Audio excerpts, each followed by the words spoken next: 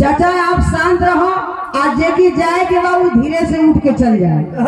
आज जे के न जाए के बाद जगह बिरहा सुने के बाद तब 20 से 25 मिनट चाहे आधा घंटा आप लोग शांति का सहयोग दी, प्यार सम्मान दुलार स्नेह दे। बिरहा आप लोग के हम सुना दे। चला मास्टर तो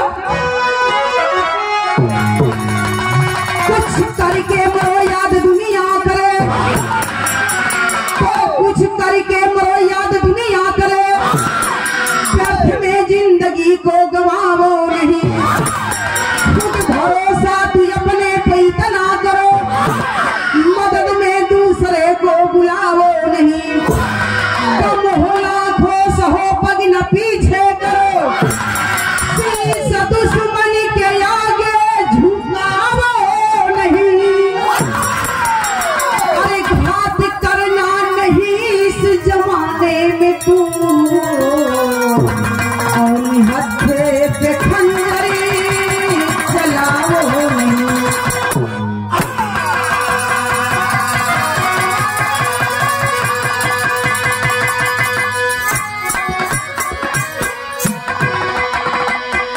घात करना नहीं इस जमाने में तू, और हथे पे खंजर चलाओ नहीं। ए भैया पहले के जमाना में आज के जमाना में कितना अंतर बा। पहले का मर्द रहा अगर केहू के एक लाठी मार दो धरती पर गिर जाए तो लोग कहे जाए तो मर्दे का शान मार जला जान पुरानिया दादा लोग जानत हुई है। आई अब का तो भैया एक से बढ़ के एक धरती पर हो गई है। अगर बहुत बढ़िया बात करे वाला हो, बहुत बढ़िया पंचायत करे वाला हो, शरीफ आदमी हो, पहलवान आदमी हो, कौनो मुसमुंडा मर्दे से पाला पड़ी तो होई का। यहाँ गजल का अंदाज दिहल गिर मास्टर।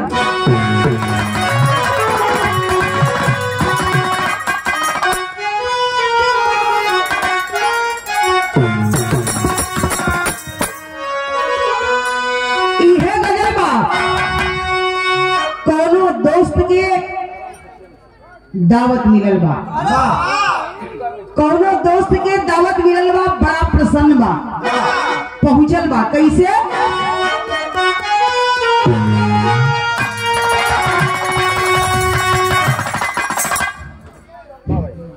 कि आज पीने, अरे आज पीने की दावत है यार,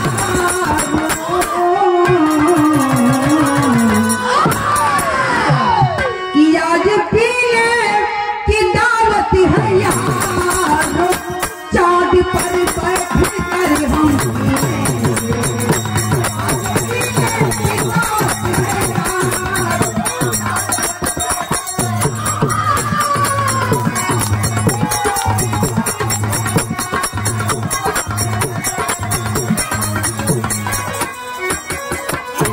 कि आज पीने की दावत है यारों, चाँद पर बैठ कर हम पिएंगे, उनके जुल्फों के साये तले उम्र भर बैठ कर हम पिएंगे, उनके जुल्फों के साये तले।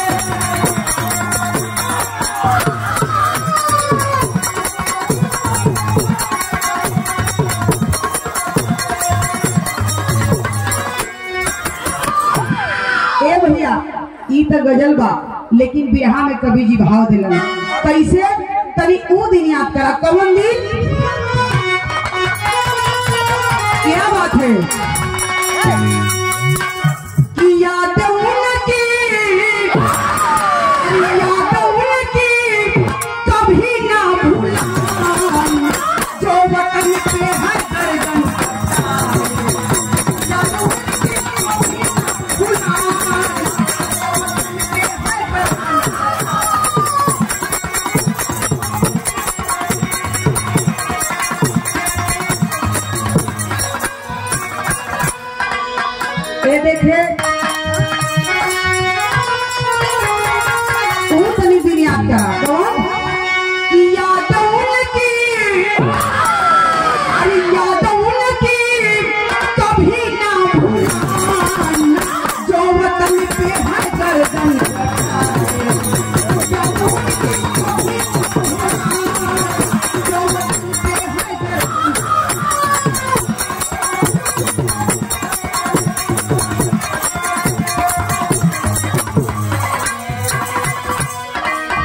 याद उनकी कभी ना भूलाना,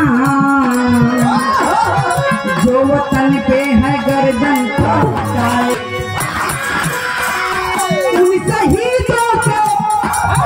उन शहीदों को मस्तक पानी जैसे बहाए।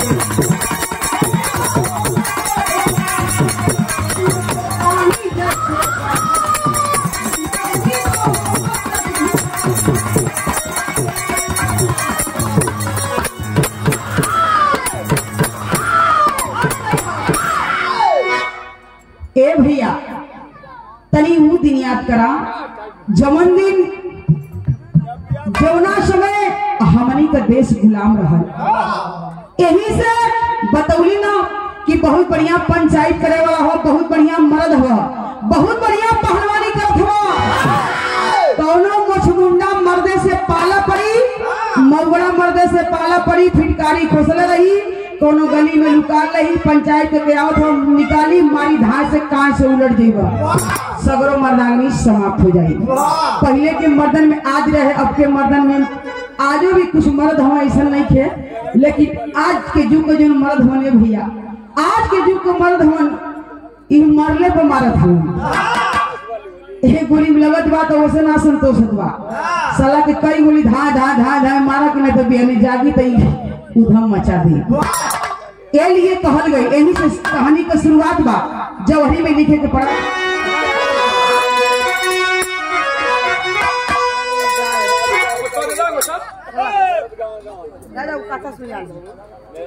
वाह चलो मास्टर का ठीक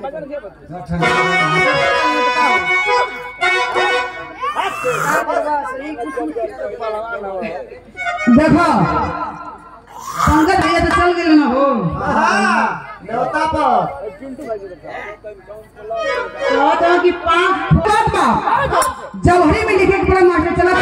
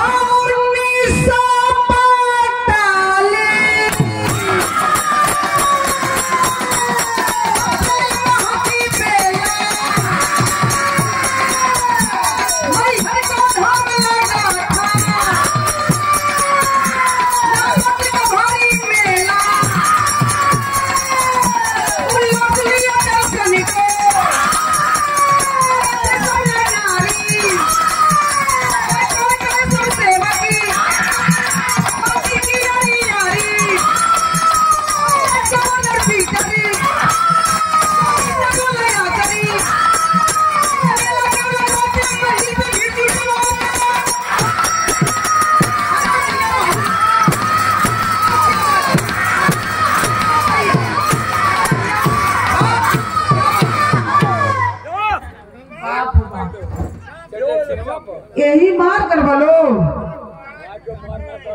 ए भैया मास्टर साहब ढोलक का छवाई 1000 हो गई है, ऐसे पीटवा तो कैसे काम चली? मरल चमड़ा खा कह के पीटत हुआ भाई अरे बाप रे दादा बहुत परेशान हो, घबरा मत, जैसे ही 12 बजे चल जाइए तू रहिएगा। जवान खोला का लो ना, जे बोला था ना वो ना रही है, उनका दम भी ना रही कोई 12 बजे की बात। बोलिए ए भैया यह उस समय की बात है जिस समय हमारी भारत माता जंजीरों की बेड़ियों में जकड़ी हुई करा रही थी। हमारा हिंदुस्तान अंग्रेजों के अधीन था, अंग्रेजों का गुलाम था मेरे साथियों। अगर वह व्यवस्था रहती, वह दिन, वह समय, वह तारीख रहती बाबू, तो न हमनी का शांति से 2 शब्द कोई पति न रहुआ लोग बैठ के 2 शब्द कौनो ओर से अंग्रेज घोड़ा पर सवार हो गया होता, एक तरफ से दावत कुचलत मारत निकल जाता। ए भैया लेकिन गौर करेंगे अंग्रेजी हुकूमत के दौरान पढ़ने को मिलता है, यह उस समय की बात है 1945 में। ए भैया माता रानी के दरबार में मैहर देवी के स्थान पर चारों तरफ अंग्रेजी हुकूमत छोले बा, लेकिन लोग दर्शन करे गई हुन अंग्रेज गवर्नर पीटर वह जा करके बाबू मैहर वाली के स्थान पर तमाम भक्त लाइन लगौले हो जिधर रउआ लोग शांति से बैठ के सुनत नहीं वही तरह से लोग लाइन लगा के हाथ जोड़ के माई से गुहार करत बा, केहू दर्शन करत बा, केहू मंदिर में प्रवेश करत बा, केहू लौट के आवत बा पूजा करके। ए भैया भीड़ लगल बा, केहू परिक्रमा करत बा, मंदिरवा के चारों तरफ घूमता। हई देखे अंग्रेज गवर्नर पीटर सोच जाता है बाबू, सोच जाता है कि यहले बढ़िया मौका ना आई। हई देखे बुला करके अपने सैनिकों को बाबू अंग्रेज इकट्ठा हो जाते हैं और इकट्ठा होकर के भगदड़ मचवा दिए। हाहाकार मच गया, चारों तरफ हाहाकार मच गया, गोली चलवाया। अंग्रेज गवर्नर पीटर बाबू इतना गोली चलवाता है कि भगदड़ मचल बा, जे जही भागत बा ते कहे भागत बा, कहीं केहू मरत बा, केहू खचात बा, केहू गोली से मरत बा, केहू आह माई आह दादा करता, केहू मैहर वाली के मनावत बा कि हे माई तोहरे दरबार पे दर्शन करे, लेकिन माई मंजूर ना भइल हो। लेकिन देखे होत का बा यहाँ तर्ज का बोल तमाशा।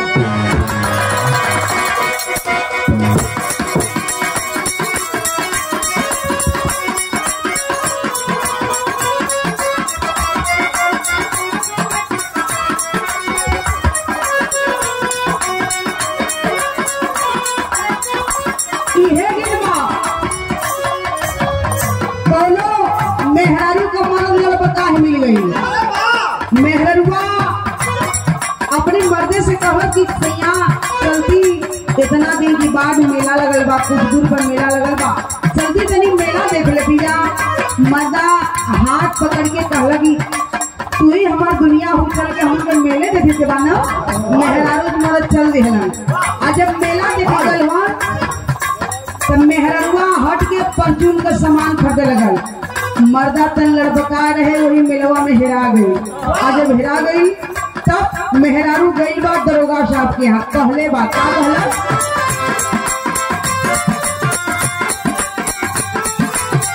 क्या बात है,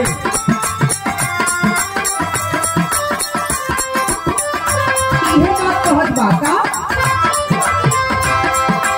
लिख लिख दरोगा बाबू,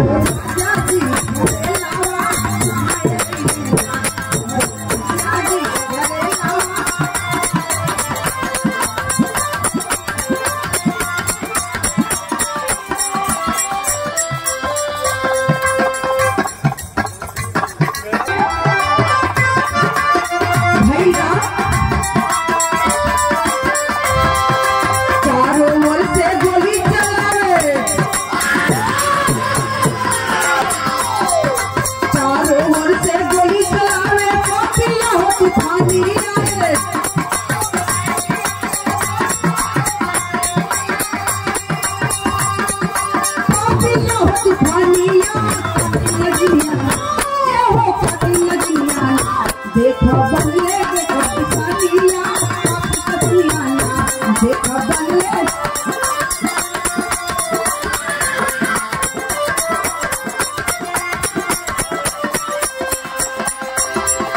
गोदी में सुगन्ना लेके मरेली गुजरिया।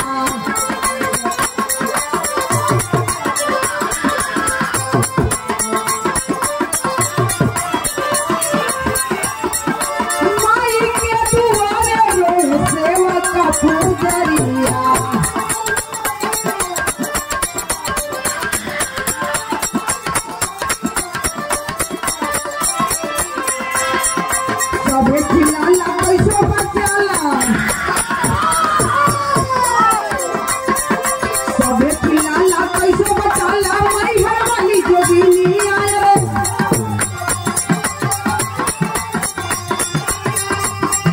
मैहर वाली जोगिनिया बनके दुल्हनिया।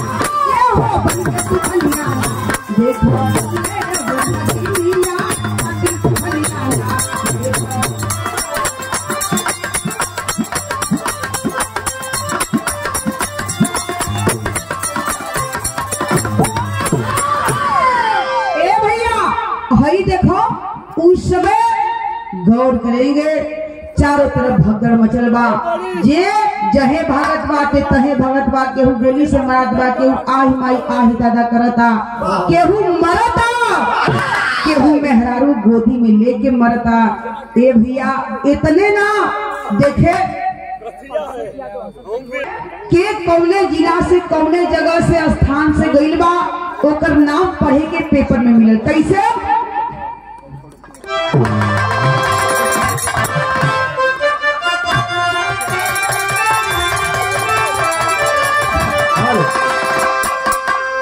कि सब ही घेराई गई आए बाबू गोली से मराई गईले आ माई माई कोही के मरले नर नरिया रोए बलवंत सिंह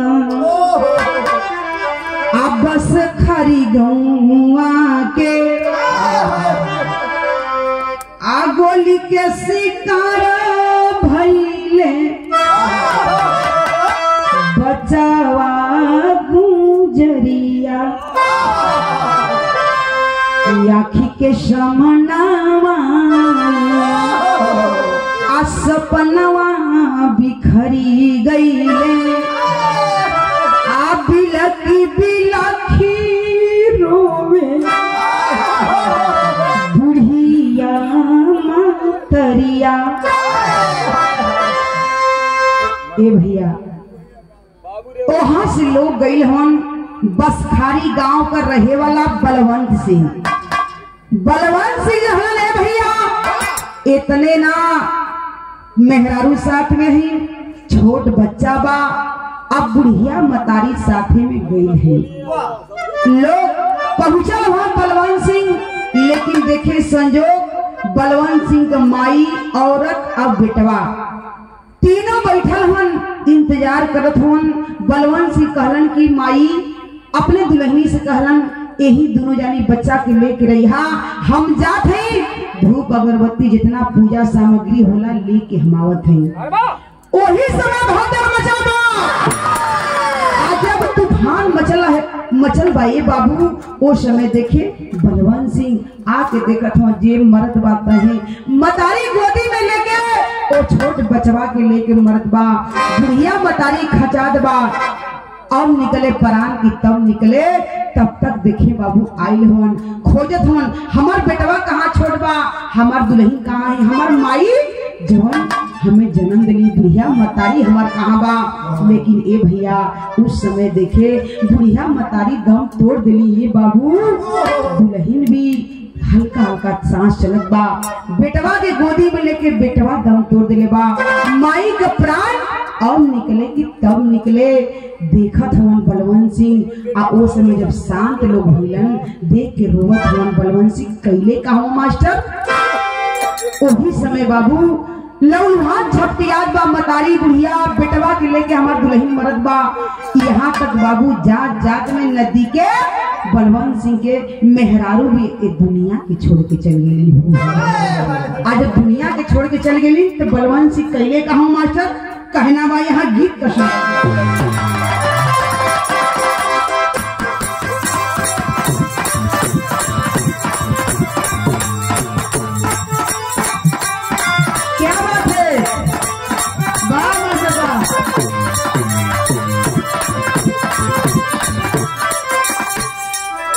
वो कहले बा कि गीत लगल कौनो लड़का का शादी लगत बा लड़का का बाप दहेज में मांगत हो का मांगला बताओ लड़की पढ़ल होशियार चाहिए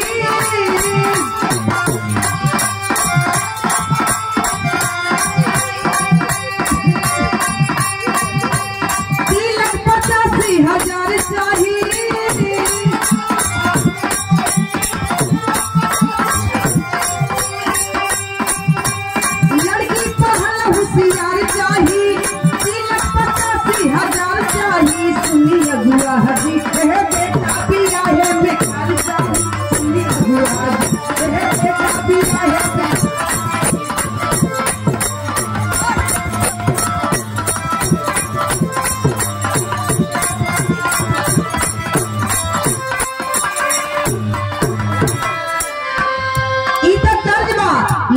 गौर करेंगे। देखे बलवान सिंह मतारी के सामने बेटवा मरल बा, मतारी मरल बा, औरत जीवन संगनी बा मरल बा, तीनों के लेके अपने गोदी में साथ के करजवा से छतिया पीट पीट के वो लसिया पचड़ के रूप के रोवत हुआ। लेकिन रो रो के फिर कसम खात हुआ। का कसम खैलन?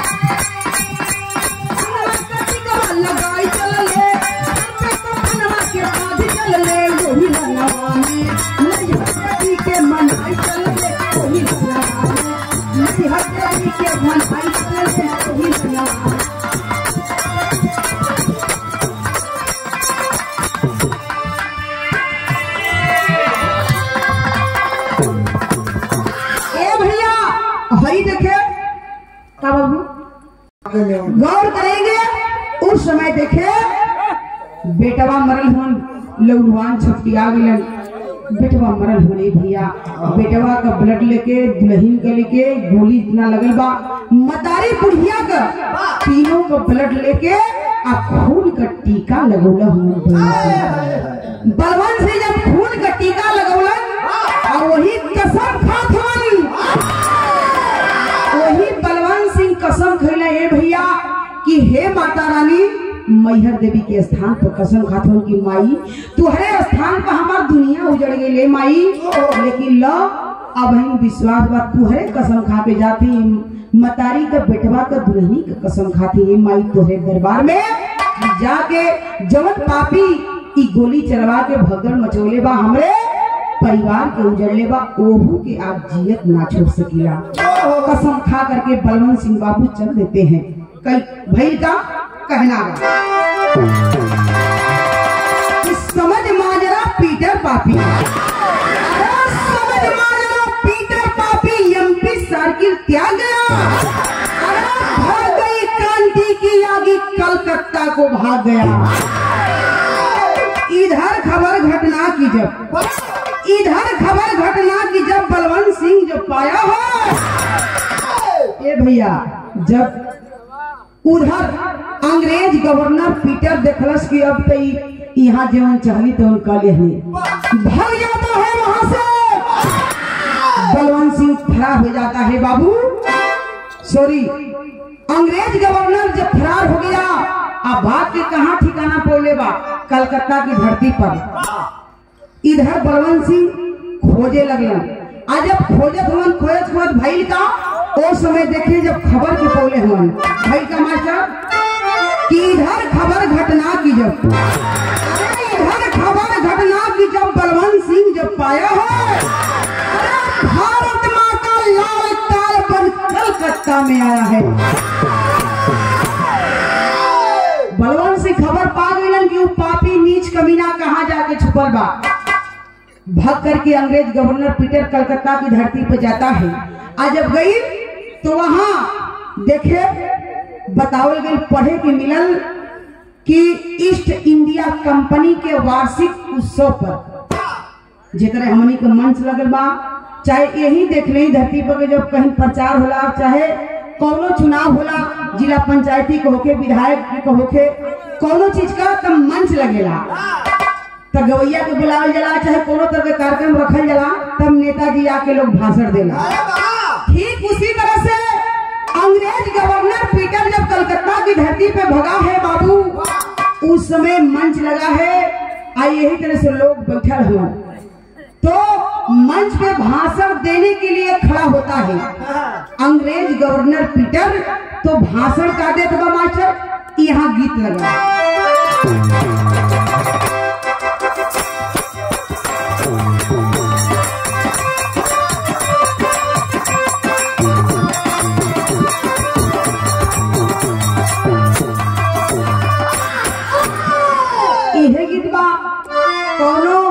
लड़की कहलस अपने सखी से कि सखी तो हर दुल्हा कैसन मिलल हो। लड़की कल सकी पूछा मत हमार दुल्हा तो लाजवाब मिलल हो। लीटर तारे उतारा ना हमार दुल्हा लाजवाब मिलल हो। ये सकी काहे इधर कह जाओ हो तो हमार दुल्हा जान तरू का करल इटा लो भट्ठा ला दला कहत बा का कहले बा अपनी मर्दे का बड़ाई करत है कि हमार दुल्हा ए समय का करत है। कहीं हुई है सड़क पर, कहीं हुई है सड़क पर लखता हुई है, कहीं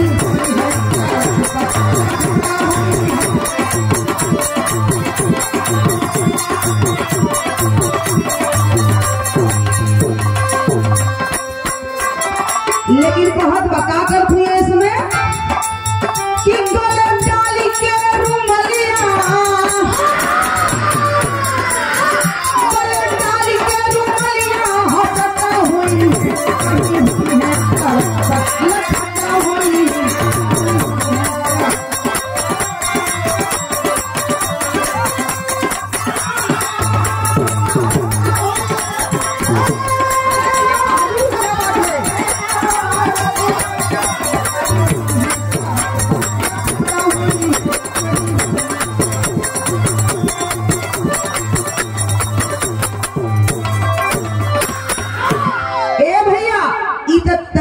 छड़ी का आनंद रहा आप लोग बदे, लेकिन कहानी से ध्यान न हटे। बलवंत सिंह पता लगाते लगाते पहुंच गईलन और नीच पापी अंग्रेज गवर्नर पीटर लाउड स्पीकर लेकर के मंच पे खड़ा होता है, भाषण दे रहा है। लेकिन वो भाषणवा में देख का मंच से कहना बा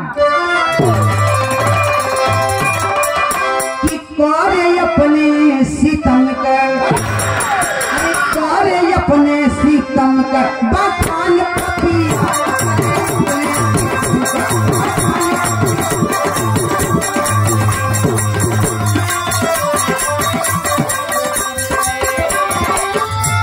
कि मोरी बगिया रे बगिया,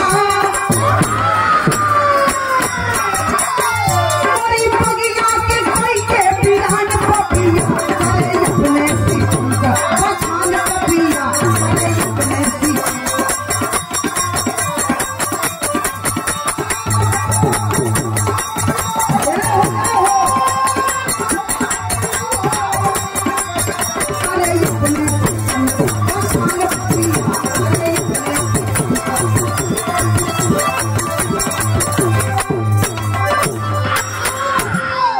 मैहर में जाके हम आगी लगवली, इहे उ मैकवा से यानी मंचवा से मैकवा में भाषण देत बा अंग्रेज गवर्नर पीटर कि मैहर में जाके हम आगी लगवली, अब मेलवा में खुनवा का धारा हमवली।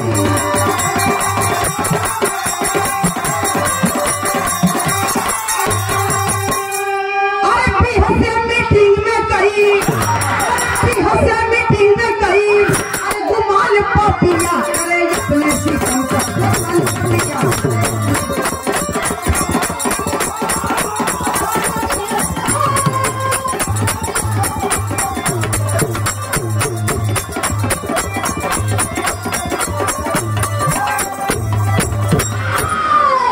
ए भैया भाई देखा उस समय भाषण दे रहा है अंग्रेज गवर्नर पीटर कि हमने जाकर के मैहर के स्थान पर तमाम लोग जुटे थे, लाखों लाखों करोड़ों की भीड़ थी, तमाम भक्त जुटे थे, अपना पूजा पाठ कर रहे थे। लेकिन हमने जाकर के वहां भगदड़ मचवा दिया, गोली चलवा दिया, लाखों लाखों लोग मर गए। ये हमने काम किया है। अंग्रेज गवर्नर पीटर बाबू इतना ही भाषण दे रहा है, पता लगाते लगाते बलवंत सिंह भी पहुंचल हुआ। तो जे तरह से रोमा लोग बैठल बनी वही तरह से बलवंत सिंह छुप करके बाबू कम्बल ओढ़ करके और वही धुलिया में धीरे से बैठल हुआ। आप बलवंत सिंह बैठल हुआ ताकत हुआ। आज जैसे ही भसड़वा देता बलवंत सिंह देखत देखत बर्दाश्त ना भइल आज जब बर्दाश्त ना भइल तो बलवंत सिंह कइले कहवन यहाँ गीत बदल गेल मास्टर।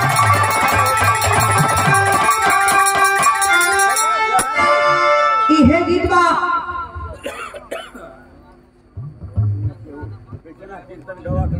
अरे तनी मान ना जब बैठ जा ना तो तू ही आवागा। ये गीत बा जवानी के लहर में सरस्वती पुत्र बिरहा सम्राट स्वर्गीय रामदेव दादा, स्वर्गीय बुल्लू दादा, जब ये लोगों का जमाना रहा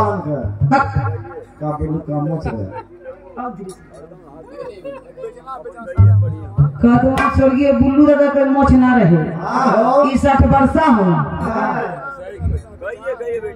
काहे उनका मोछ ना रहे काका बुल्ला का मछली खेलेगा ना पुरनिया दादा लोग जब वो लोग का विराह सुने तो सुनोए लोगों का रोवा खड़ा हो जाए। ए भैया लोग बतावल हम तो वो लोग के देखले ना रहने उनका स्पीकर और तरवा छोड़ा हुआ भैया के हो मोनू भैया नाम का रात उनका स्पीकर रहता धनंजय भैया सम्राट स्वर्गीय रामदेव दादा, स्वर्गीय बुल्लू दादा, जब ये लोगों का जमाना रहा। ए भैया हम तो लोग के देख रहे हैं कैसा रहलन, लेकिन आवाज सुनल जला अब तो यूट्यूब पर भी गाना वो लोग के चढ़ जात बा सुनल जा आवाज सुनल जला कि कैसन लोग गावा कैसन कैसन रहलन। हाई कहते हो कि बिना मोच कर रहलन करे कटवा अमेरिका जेबर गावे ने तब मोछ ना ई 60 वर्षा हम ई सब के देखले हम। ए भैया तो जब जवाब सवाल होके स्वर्गीय बुल्लू दादा उस सिंगार के लो यार रहलन आ स्वर्गीय रामदेव दादा बीरवा रस का बीरवा रस वीर अस्कर रहलन। तो स्वर्गीय बुल्लू दादा अगर पी के बोल दे तो बुझाए कि 16 वर्ष का लड़की बोलत है। तो यही गीतिया भी गा कैसे गावा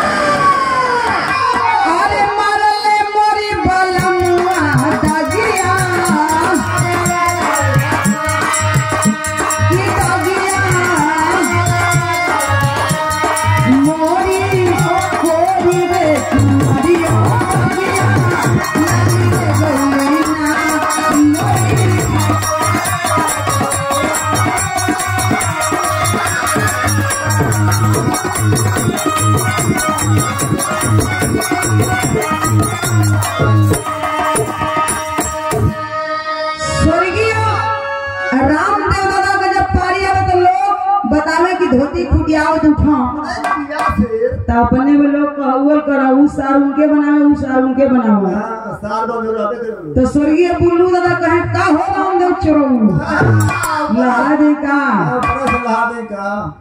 तब लहवा लोग करे तो जवाब में खड़ा होके स्वर्गीय रामदेव दादा तो उनके सार बना दा तो वीर के गवैया रहलन। अब का गवैया ले आके जहाँ हुमचत लोग खत्म करते ना वहां से शुरू करा तब कैसे गाते मास्टर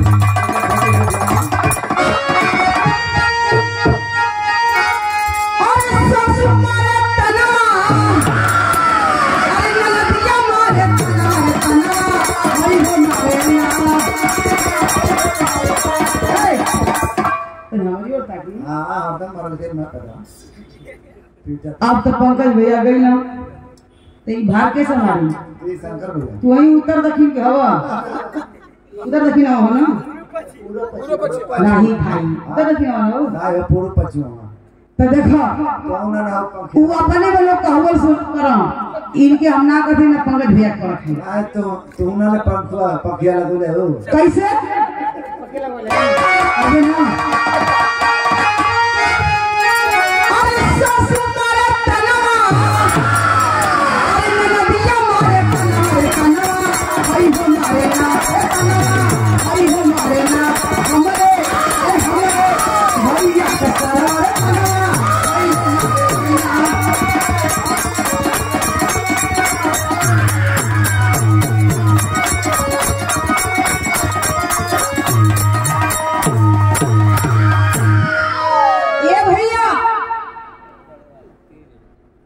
गीत गीत है, अपने में लोग सार बनाओ, उनके सार बना दे, उनके सार बना दे, गीत है। लेकिन बिरहा में कभी नहीं भाव दलन, बिरहा से ध्यान न हटे, कहानी पे गौर करेंगे।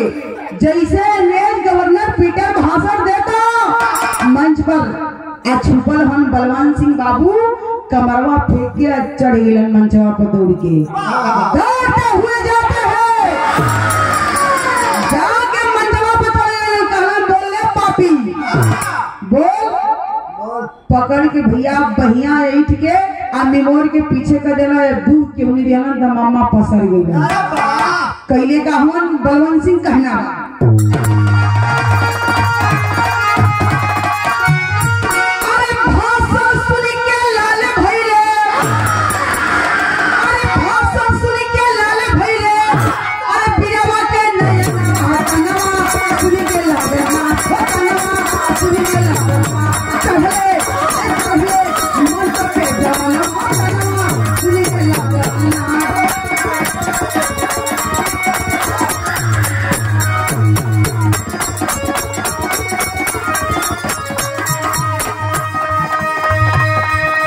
पीटर का गर्दन धोके दिहले मुरुकाई।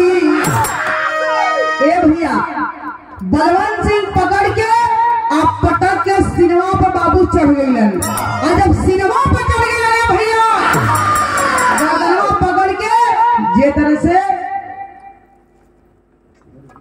लकड़ी पकड़ के लोग वही के तोड़ ले, वही तरह मुड़िया के अड़ा के तोड़ दे है, और जब मुड़िया धीरे से आगे से पीछे घुमा दे है, तब कि पीटर का गर्दन धोके दिहले लटकाई, केहू से मार के दिहले घुमाई।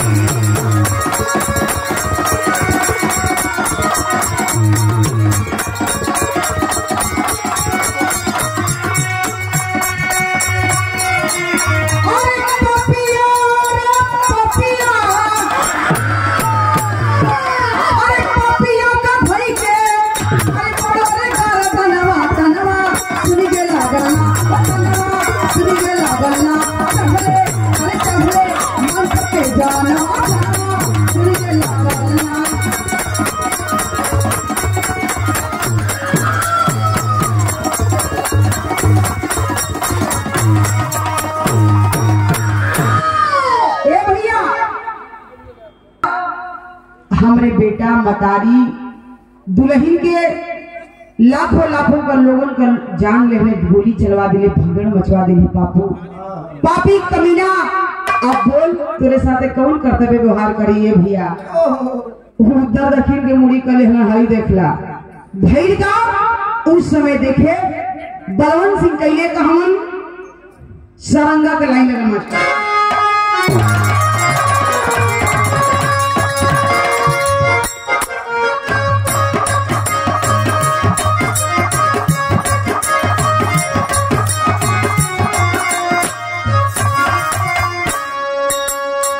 जैसे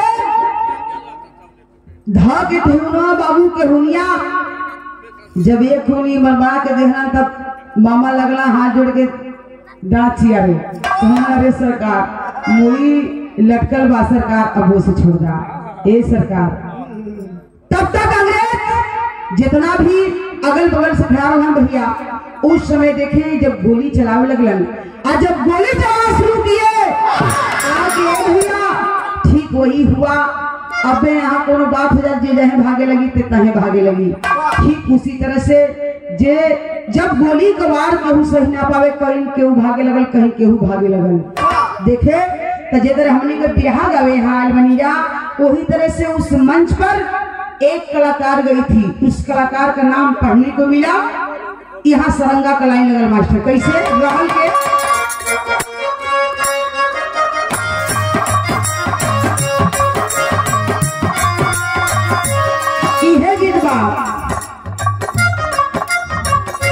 कूदे कोई बंदरी, कूदे कोई बंदर, कूदहू ना पवाला हो, कूदहू ना पवाला हो, खैला ही कोड़ान के मार यही गीतिया के तरह तरह से लोग बदल के गावेला। यही गीत के माई बहन लोग गावेला जब दुल्हे राजा सिंदूर दान करेलन दुल्हन के मांग में सिंदूर पहनावन उस समय गावेली कैसे कि आधे माड़ुआ बैठे नहीं हर के लोग हो नहीं हर के लोग हो आधे में सजना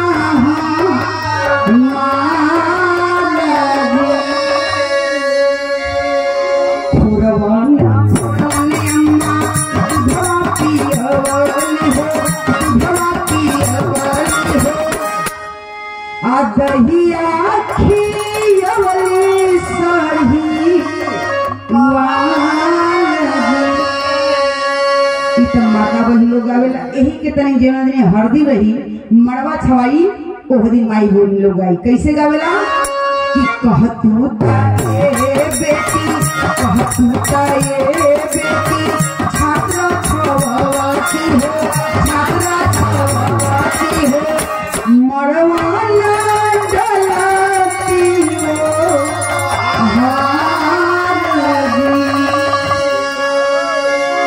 भैया वहाँ भगदड़ मचा है जे जहे भागत बाती तहे लेकिन भइल का कि बदला चुकाई गईले बदला चुकाई गईले शर्मा घेराई गईले। वो समय देखे बलवंत सिंह जब बदला चुका ले भैया तब कैले कहा बदला चुकाई गईले शर्मा घेराई गईले शर्मा घेराई गईले निहले पकड़ बद कारगी कि किलिया ना फूना में होके मुदइया होके मुदइया हो मारे लगी कोड़ा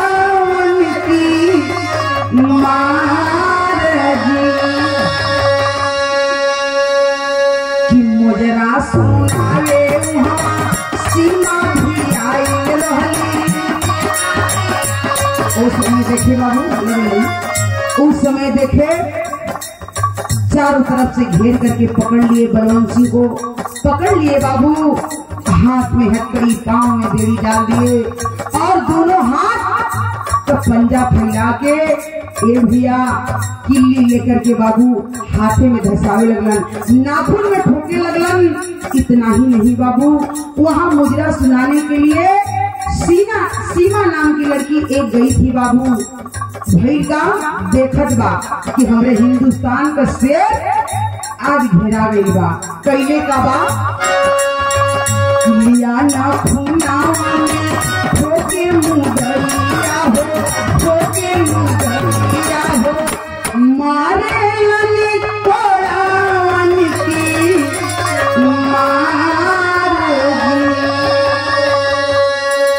मुजरा सुनावे सीमा भी आई रहली सीमा भी आई रहली कि सुनली हो चिखिया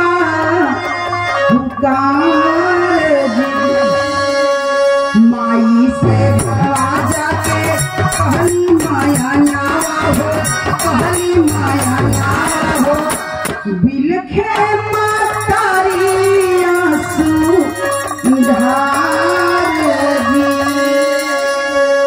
ये भैया गौर करेंगे उस समय वहाँ मुजरा सुनाने के लिए मंच पे आसीन थी जिसका नाम बताया गया पढ़ने को मिलता है सीमा। सीमा पहुंची है बाबू उस समय देख ले बा अरे बाप रे बाप अवाक हो जाते हैं हमारे हिंदुस्तान का शेर अंग्रेज पकड़ लिए आज जब शेर के पकड़ लिए हवन आज नाखून में कीली धसावत हवन कोड़ा गवार करत हवन हाथ में हथकड़ी डालत हवन। ये भैया जाती है उसी भगदड़ में से बाबू फरार हो जाती है छुप करके निकल जाती है अपने माता यानी अपने घर पहुंचती है मतारी से अपने जाके कहले बा कि माई आज हिंदुस्तान के शेर पकड़ा गए माई अब भगदड़ मचल बा अंग्रेज बड़ी दुर्दशा करत हो माई इतने ना आज हमारे वहाँ प्रोग्राम रहल माई, हम मुद्रा सुनावे बदे वहाँ गए लनी, देखत हूँ हिसन हिसन बात हो गई भैया के साथे। मतारी समझात बा बिटिया जाएगा, इतना लोग मरा गए, इतना लोग इस दुनिया के छोड़ के चले गए, का भाई माँ बिटिया मान जा। कहना ना माई, एक बात हमार सुना। बाहरे मुजरा सुनाने वाली लड़की वह सीमा अपने माँ से कहती है, क्या कहती है मास्टर, यहाँ गीत लगा।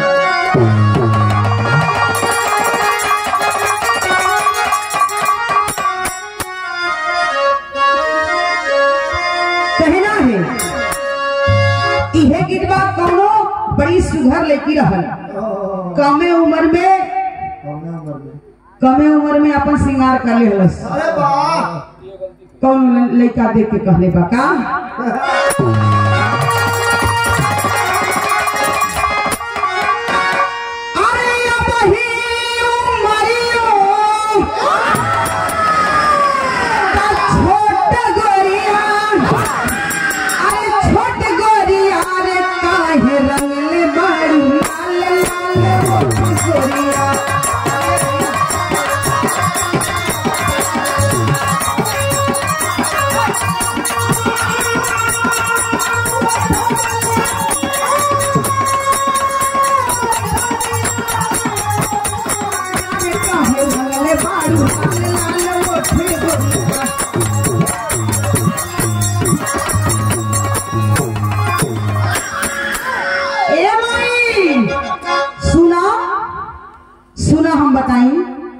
जब हिंदुस्तान का सिरे ना रही माई, ई धरती ना रही, ई देश ना रही है माई, तई सगरो गावल नाचल सगरो बेकार बा माई। सुना, मना करबू तो हम ना मनब। बार हमारे देश की नारी वो सीमा कहती है, क्या भाव लगल बिरहा में। ए माई सुन ल कान खोल के, होई का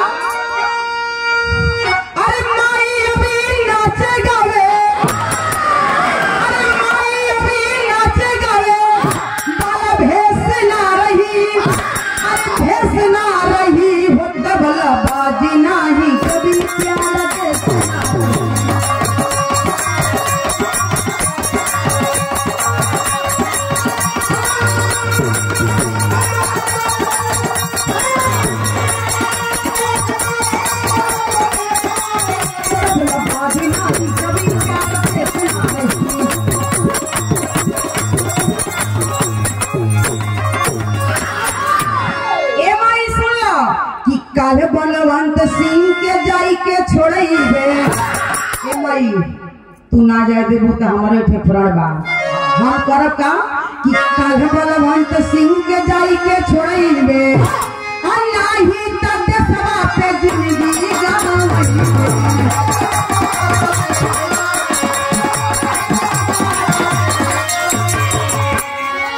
अरे पर झांसी वाली रानी मन में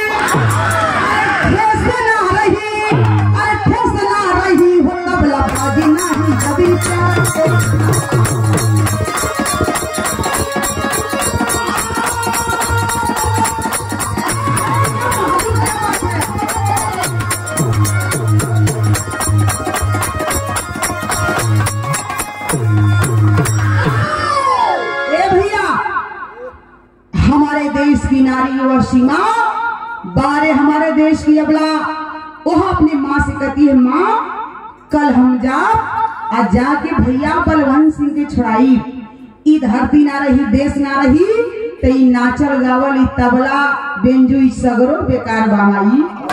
जाके भैया के आजाद कराई। जब भैया हमार सही सलामत छूट जाई हम तो समझ ला कि धरती का लाज मान सम्मान बची। हम भले से दुनिया के छोड़ के चल जाए। भाई का मास्टर कहना बा, तेरी का भाव जल गई।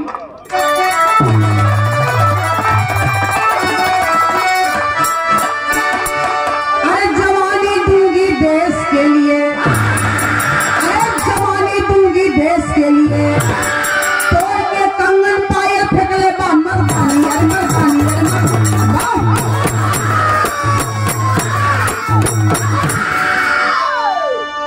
ए भैया उस समय देखे जितना भी अपन पोशाक रहल सगरो चेंज करत बा। ओह सीमा बढ़िया से अपन रूप रंग सजौलस, एकदम हिरनी जैसे अपन आंख में काजल लगौलस। ए भैया हिरनी के चाल चले लगल, रूप रंग सजा के मालूम पड़े कि हाँ तो दिनों में बदरी घेरले है।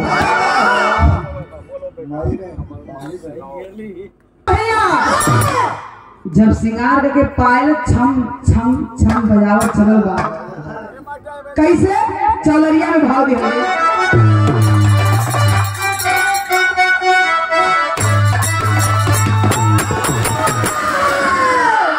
ए भैया अरे रामा रामा अरे हो मोरे रामा,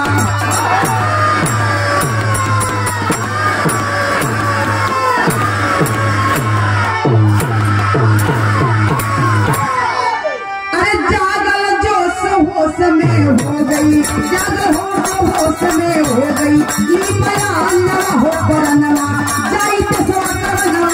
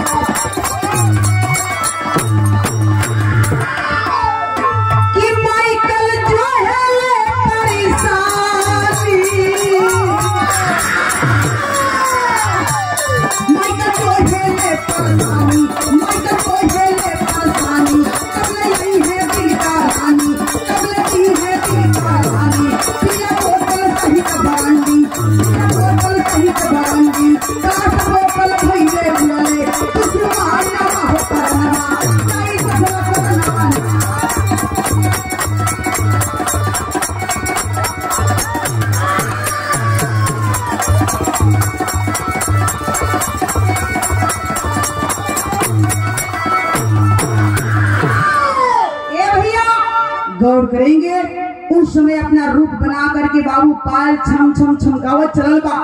सीमा मैं हो सिंगार कैले बा, पहुंच गए जहाँ अंग्रेज बैठल होने भैया। बलवंत सिंह के एक कोठरी में कैले हवन, कटघरा में ताला ला कैले हवन, इधर अपन दारू पदारू नशा पर नशा करत हवन। जेते से राम शंकर भैया देखा किया था लड़का है ना, ठीक है पीला पीला पानी में रख दिया। हाँ देखिए लागे ना पी के सूत्र। ए भैया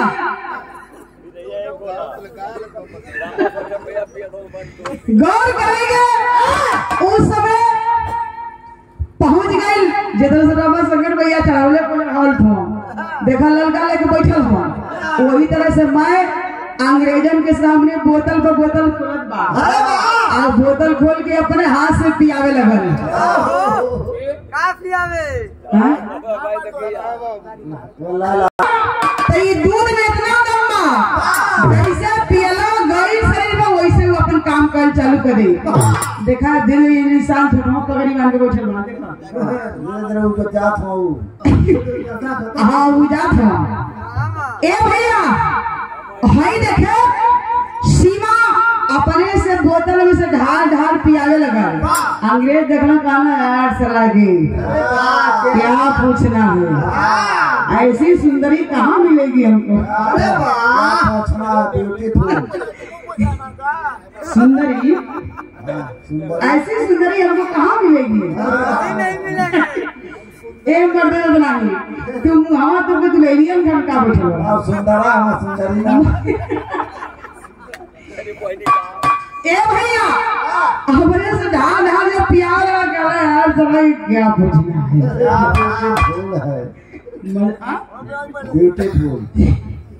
तब जब पिए लगा अपन नाच नाच के वो पियावे लगा, आ दारू जब पियाओ ये लोग के जब जैसे शरीर में गल वो अपन काम करे लगा।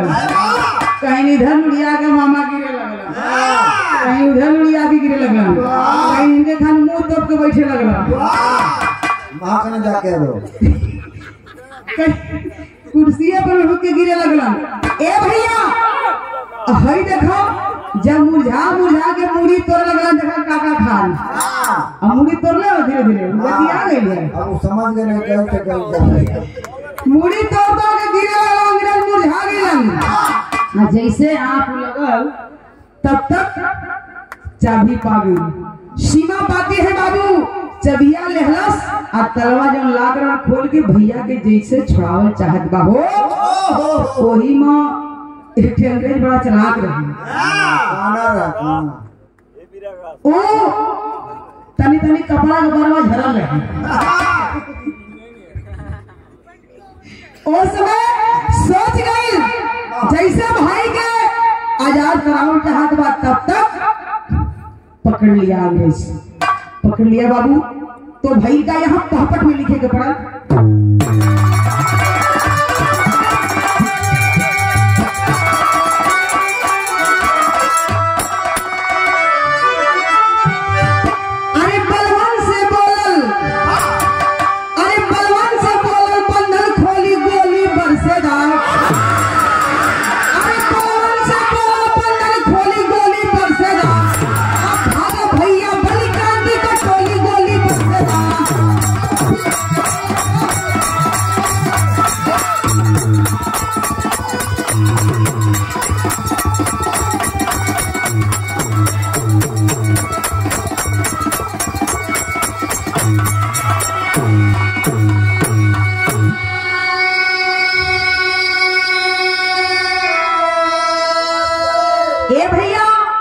जैसे ताला लाग बा खोलत बा एक अंग्रेज कुनाए लगल अल्लाह लाग रहल ताला खुलते में जैसे दरवाजा खुलल बा तब तक बलवान से हाथ पकड़ के कहलस कि भैया भैया एहले बढ़िया मौका ना आई एहले बढ़िया मौका ना आई भैया यहाँ से भाग जा भैया तू अगर जियत रहबा तो सगरो समझला बरकरार रही। ए भैया भाई बहन धर्म की बहन से बलवंत सिंह रोवत हवन बहन तू अगर पकड़ी जाएगी तो अंग्रेज दुर्दशा करेंगे बहन तुम्हारी हत्या कर देंगे। अपने में भाई बहन बतियावत हूँ तब तक वो अंग्रेज फिर मुनाई आज जैसे जगल बकला भैया अब तू भाग जा तू जिएबा तो सब कुछ रही भैया का कहले बा वही अंदाज में अरे मर जाई है जो सीमा दा।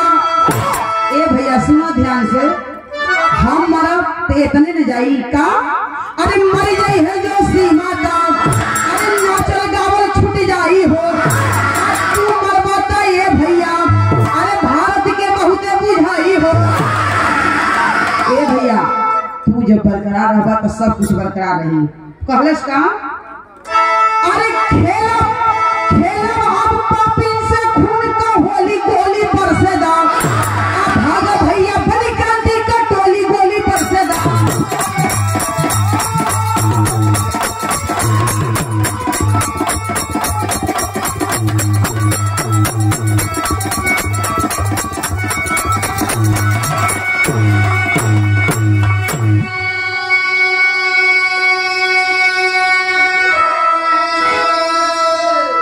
मौका मिलता है सीमा भाई से कहती है भैया भाग जा हम पकड़ा जाई तो बहुत हुई तो नाचल गावल बंद हो जाई ई तबला बजल बंद हो जाई और तू जिएबा भैया तू बचल हवा तो सब कुछ बचल रही भारत माँ का लाज बची है भैया भारत मैया का सम्मान बची भैया अब तू यहाँ से फरार हो जा। जैसे बलवंत सिंह बाबू भगते हैं निकल करके तब तक वह अंग्रेज आकर के खड़ा हो जाता है। अंग्रेज खड़ा भैया बलवंत सिंह तो फरार हो गए लेकिन इधर पकड़ने व सीमा का कलाई पकड़ता है अंग्रेज गवर्नर पीटर पकड़ लिया कलाई करता है क्या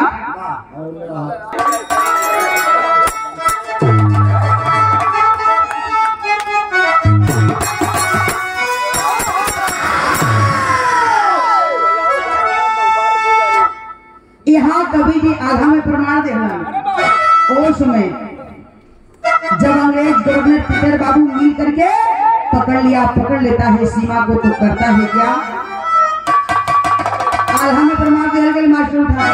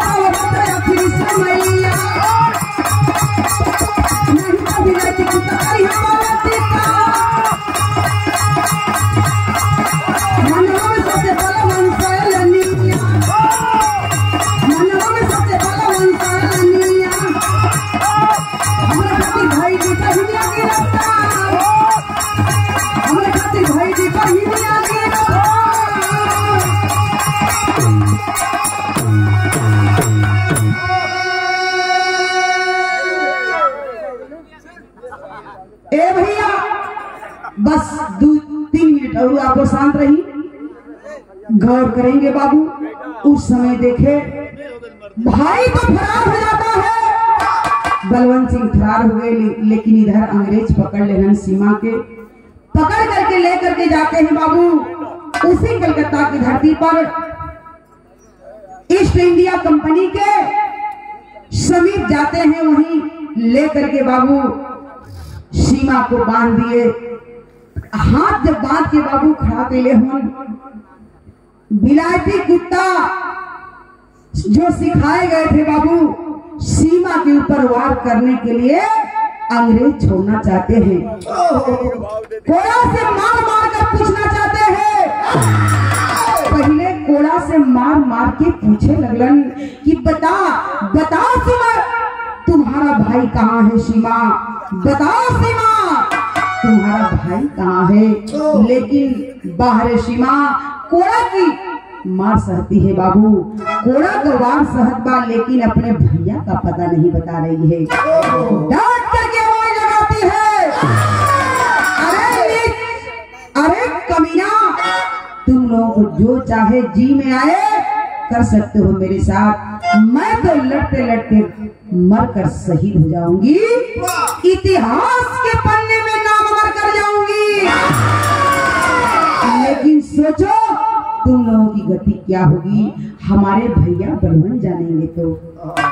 इधर बलवंत सिंह के दिल में बाबू भागे के तो भाग गए, लेकिन चैन नाबा के हमरे खातिर एक थे धर्म का बहिन पकड़ा गई, हमरे खातिर कुर्बानी देवे खातिर तैयार हो गई।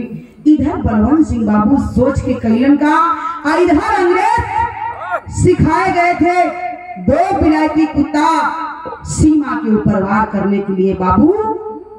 जब नहीं मानती है सीमा तो कुत्ता को छोड़ते हैं, दोनों कुत्ता दौड़ते हुए चलते हैं सीमा के ऊपर वार करने के लिए। तो होता है क्या, आखिरी लाइन में कहना,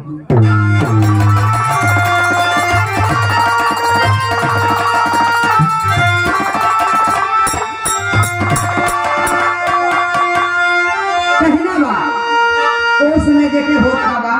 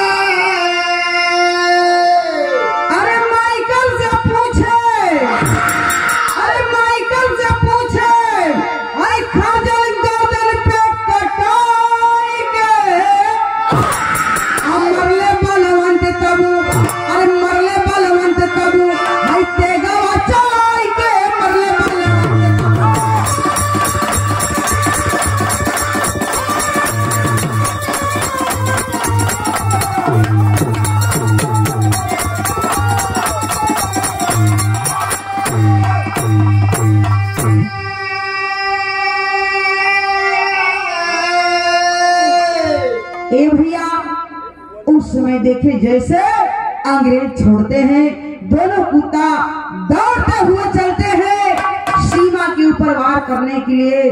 तब तक ठीक बलवंत सिंह बाबू दौड़ते हुए हाथ में खंजर लेकर के बाबू उसी वक्त में आते हैं। आते हैं वो दोनों कुत्ता पर खंजर से वार कर देते हैं। ऐसा वार किया है भैया कि दोनों कुत्तन का गर्दन अलगा गई, सर अलग धड़ अलग, कुत्ता छप गया था। तब भाई का अंग्रेजन के समीप बाबू खड़े हैं, कमर में गोली से बंदूक से जीवन भी हथियार व लैसन बलवंत सिंह आवाज लगाता है, अरे नीच कमीना, इतना तुम सब याद रखो, मैं तुम लोगों के समीप आ गया हूँ, मुझे पकड़ लो, लेकिन इस अबला को, मेरी बहन को, धर्म की बहन को छोड़ो, मैं तुम लोगों के सामने आ गया हूँ। कैलन का चाहते हो खाते दो बहन को आजादी, काट लूंगा गर्दन बाजी, करो जल्दी बाजी।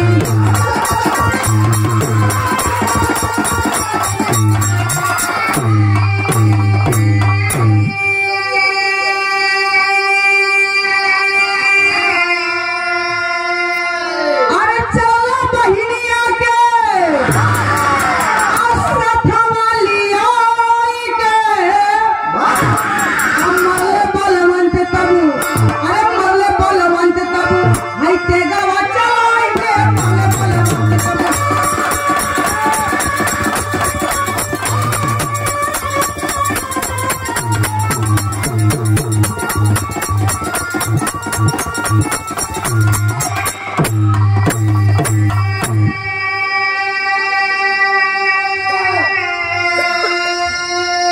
उसी समय गौर करेंगे बाबू, उस समय भाई बहन के सम्मान को बचाता है, बलवंत सिंह सीमा को बचा लिए और अंग्रेजों के बीच में बाबू खड़ा होकर के कहते हैं, अगर तुम सब अगर शांत नहीं रहे तो तुम लोगों की खैर नहीं है।